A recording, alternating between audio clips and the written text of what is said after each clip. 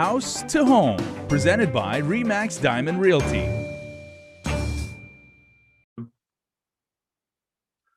It is Tuesday, which means we are talking about real estate here on House to Home. Liz Duenas and I are in the same time zone, but Miss Gina Campos is in the mainland. We won't say which state, we'll just say one of the 48. And she is also celebrating a milestone today. You know, she's all about hitting big numbers and achieving goals. But Gina, congratulations now on 35 years of marriage. Congratulations. Happy anniversary. Thank you.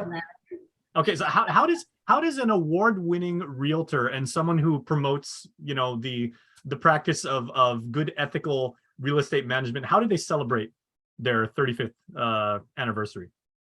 With all my grandkids and my children. Very, very nice. As it should be.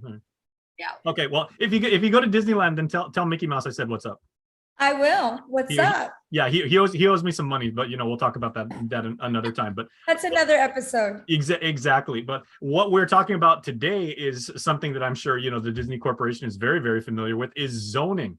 Obviously, they're on a completely different level. But when it comes to zoning, ladies, we've talked about this before, you know, commercial, residential, agricultural, whatever. Liz, what are some of the maybe the issues that tend to bubble up here, like on Guam, that are the most frequent when it comes to zoning, as far as maybe misconceptions? Well, zoning is critical for both buyer and seller. So for example, if you're listing property, we always have to verify what is the zone of that property, because the zone will reflect what you can do with that property. So for example, if it's an R1 zone, then you can build a single family home on that property. If it's an R2 zone, then that means you can build a apartment building or a condo complex, but it's of course subject to the infrastructure that's in place, whether there's sewer, whether the infrastructure can support the type of facility you're going to build. Now, so for every seller, I mean, those are critical, because then Gina and I can market that property based on the zone.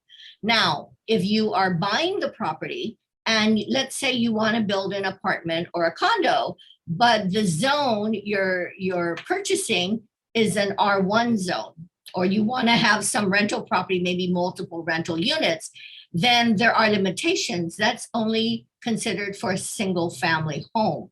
You cannot have an apartment building on an R1 zone.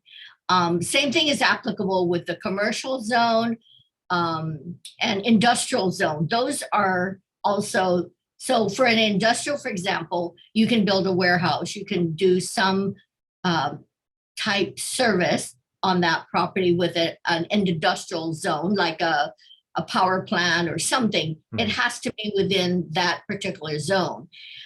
You can't do, like, for example, I had someone who wanted to do a gun shooting range. Yeah. They couldn't do that in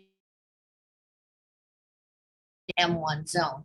Yeah, So where is the lines of delineation, ladies, between, you know, what is considered, you know, commercial and what is considered residential?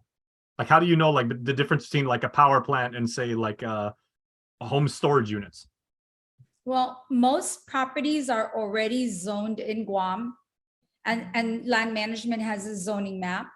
So that's how you can, you know, if you don't know what zoning your property is, that's the best way to find out is you go to land management, you give them your lot number, and they'll tell you. If you have a piece of property and your map was created, I don't remember what year, but on the newer maps, and I think it was 2005, and I could be wrong, but on those newer maps, the surveyors are now required to put on the map, like if you're subdividing your property and the map had to be, you know, prepared to record the subdivision, it has to say the zoning now, but the older maps, it wasn't required. And if you received your property through the Chamorro Land Trust, or perhaps properties that were returned, like in Tidzin, or parts of Route 3 that were returned properties, there's no zoning designation on those maps yet. I can't even begin to imagine what people that had Tidzin property, you know, went through, because previously used, you know, to house military families and, you know, like, for, you know, military installations, and now there's that whole yeah, rezoning, I guess.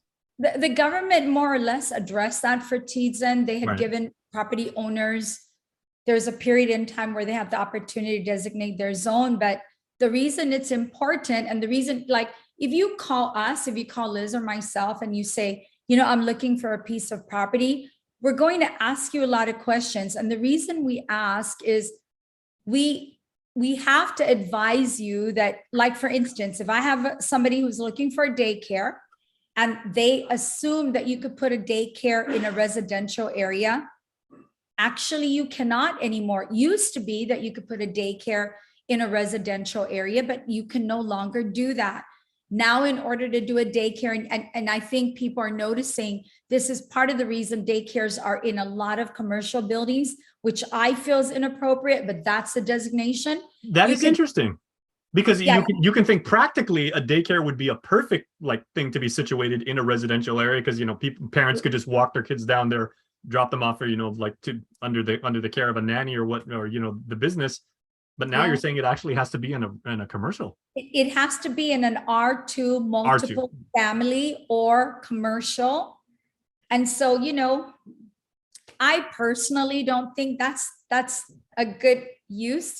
That's a good location for daycares because they're very, of course, commercial in nature. So then if you wanted an outdoor playground area, you're in a commercial facility.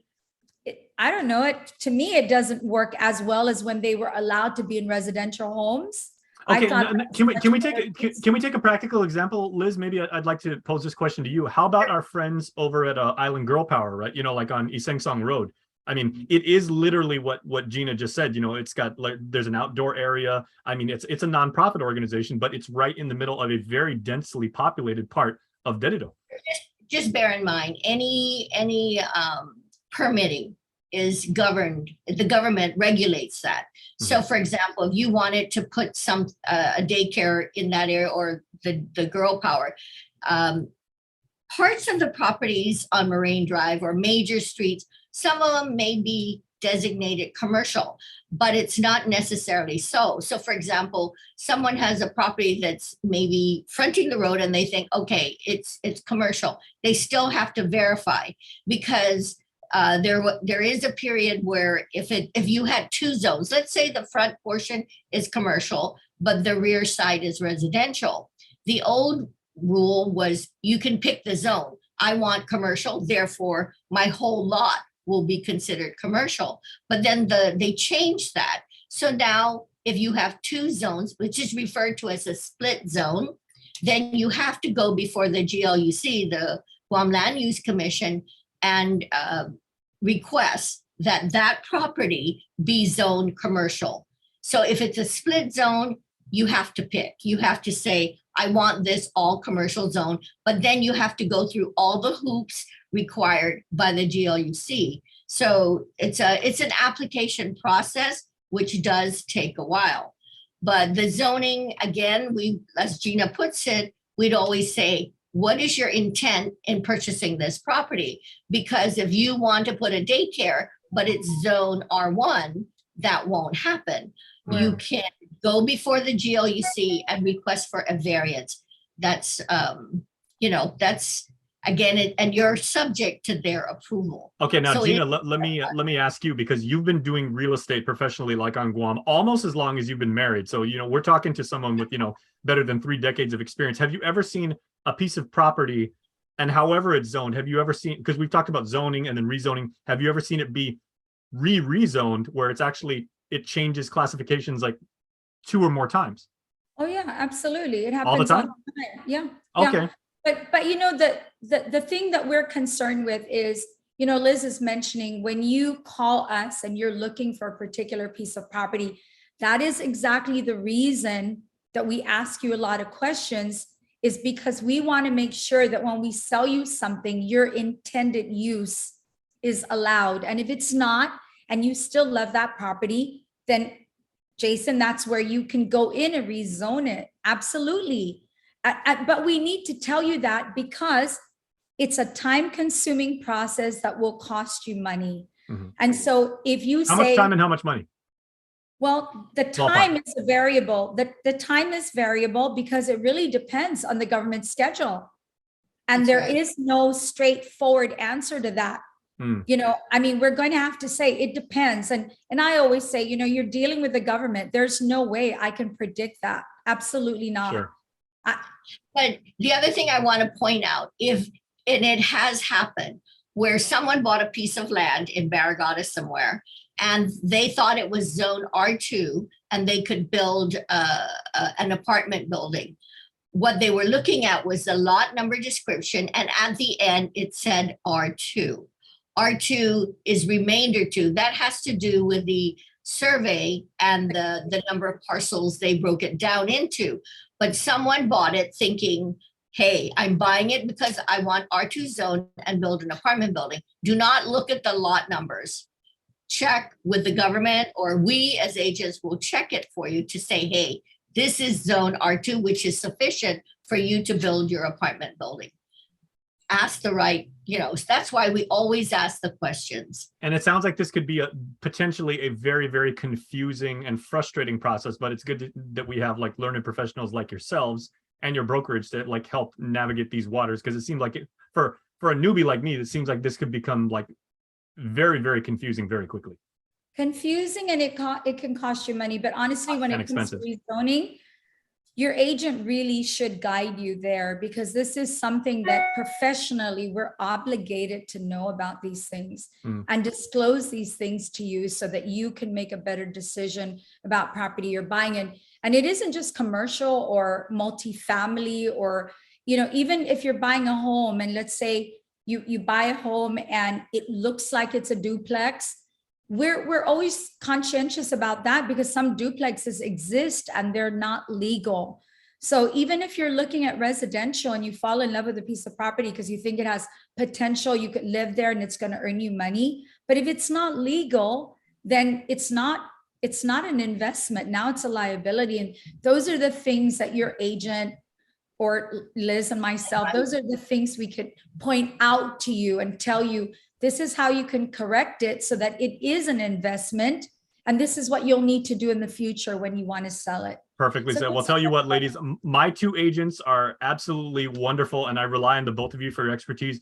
And one of my agents actually fell in love 35 years ago. So Gina, we're going to let you enjoy the rest of your anniversary. 35 years. Congratulations once again. Back to celebrating. There you go. Yep. Okay, so best of the both of you. Gina, please come home safely and safe travels to you. Oh, I'll be there before you know it, Jace. Thank you. Go. And Liz, safe travels on Marine Corps Drive. All right, and thank you everybody for watching. We'll see you next time. Bye-bye.